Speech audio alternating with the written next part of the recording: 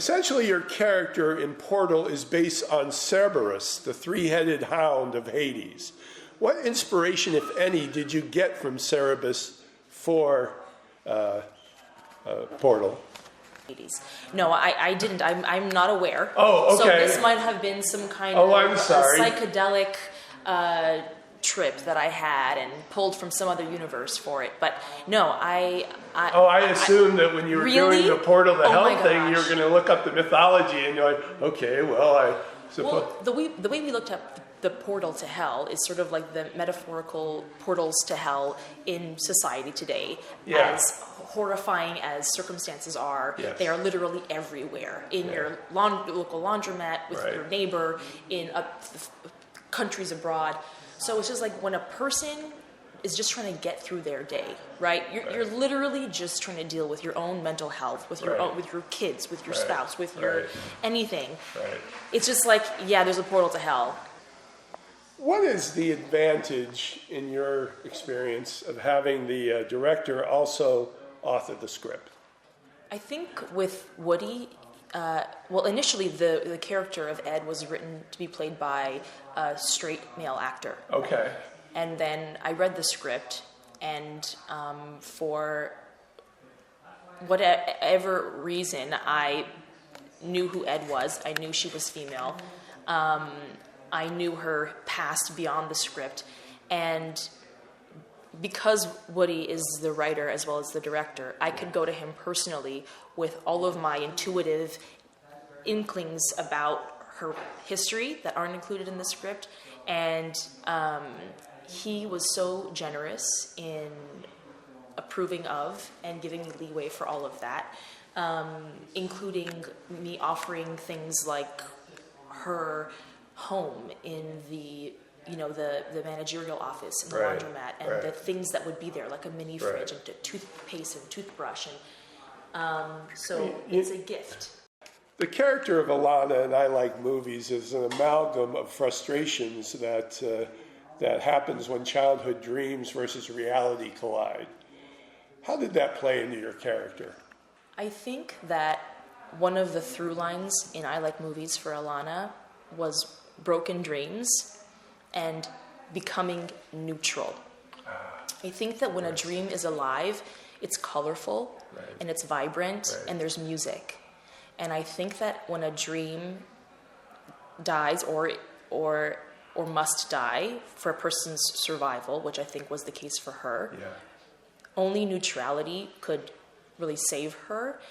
And so I tried to dull her down in every way possible, from her shoes, her earrings, her hair, her makeup, the way she spoke. You know, she only really came alive in a couple of instances, like the inventory night and stuff. But otherwise, I think that those things combined with meeting with this young man whose dreams were so vibrant pushed up against her, and she had to face herself. As an adult. And I'll tell you one thing too. You're the type of actor that when you take on a character, you actually look different than how you actually look. That means a lot. You know, it really, I mean, you really do very subtle adjustments. And that means a lot. That is the best compliment I've ever gotten. The Alana was magnificent. It made me, you immediately understand this character because of how you portrayed her. Thank you. She meant a lot to me. I know. So I can tell. When we wrapped, like the subway, the sandwich scene at the Subway sandwich shop was the last scene I shot, and the whole ride home, I cried. I cried. I felt like I was saying goodbye to a sister. Like I loved her so much, and we all can get in touch with, again, maybe not the exact circumstance that she went through, but like a dream that was so profound, and you had to just crush it. And even that loneliness was there too, like threaded in throughout. Movie roles are about doing very good work for an increasingly shorter amount of time. How would you assess your acting in film so far, and why? This is how real can I get? Oh man! You can get as real as you like. Pat, I grew up as a competitive and professional dancer. Wow! And so there is no time really to celebrate and sit and reflect in how wonderful something was. You go to the dance competition, you win first place, then you go back home, go to bed early, and wake up early the next morning, go back to the studio and train harder for the next competition, because there's always, and so this like discipline is drilled into me, and my practice now is truly in saying, like, I meet someone like you who says so many beautiful things to me about my work, which means everything to me, and I have to consciously take it in. It's a practice. So it's difficult for me to grade my work. I usually think I've done the filmmaker a disservice until someone I trust watches it and tells me otherwise, and I say, really? It was all right? Really? What, in your opinion, is the key element in the relationship between actor and director on a film set?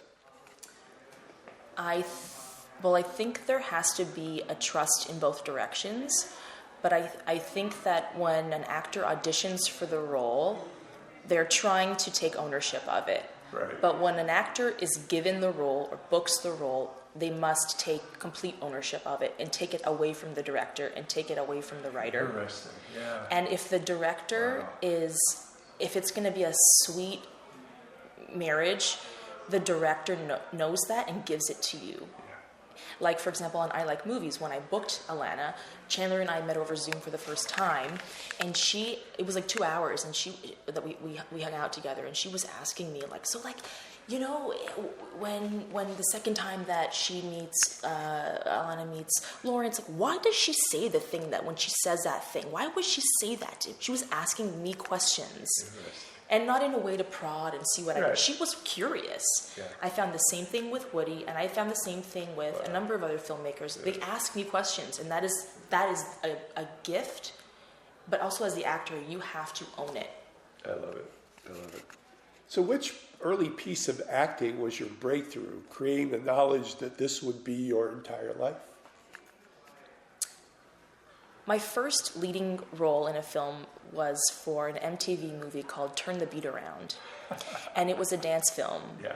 And I got that after I was on the top 20 of So You Think You Can Dance. And I was really known as this dancer. And booking that role pushed me over into being a more legitimate actor. Though I was always an actor. Even when I was a dancer, the only reason I was a really strong and powerful dancer on stage was because I was an actor.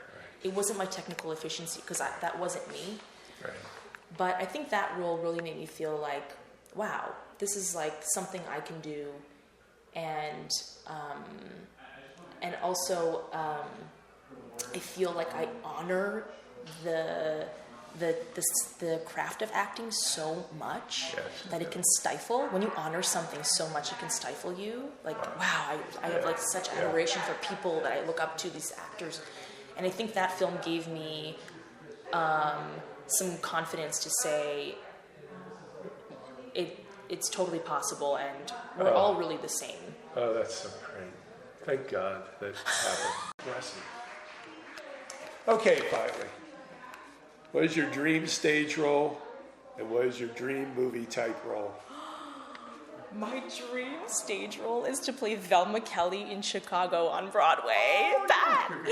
Oh my gosh, I love you. No one's asked me that before. It is my dream role. Dream. I know every song. I just have goosebumps when I think about it. That is my dream role. Are you a fan of Bob Fosse? Oh my God, yes. I live on Bob Fosse Way. He was born like about a half block from where I live. Really? Yes. Oh my God. I know, it's called Bob Fosse Way. Wow. It's an honorary title, but wild. I love Bob Fosse love too. Bob Fosse I love Bob too. Fosse. Oh man. And I know he was an asshole too. I know. So you gave me your dream stage role. So when I say movie type role, it doesn't have to be like a specific role. It could be something in the realm that you're not being concerned for, or you see that in the horizon, and maybe you want to attain that. I don't know. What's your dream movie type role? I really love dark comedy. Oh, cool. And I think it's a genre I'm moving more and more into because I've gotten more and more in touch with and in accepting of my own darkness.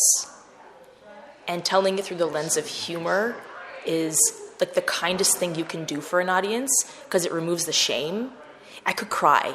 Like, I just think dark comedy films really give us permission to like meet our humanity. And I know that Portal to Hell is a bit of that, and I've just done another feature called Bye, which is a dark comedy about suicidal ideation, in fact, and suicidal planning. But I would like to do more and more of that. I think you're perfect for it. This is Patrick McDonald for HollywoodChicago.com. Copyright 2025.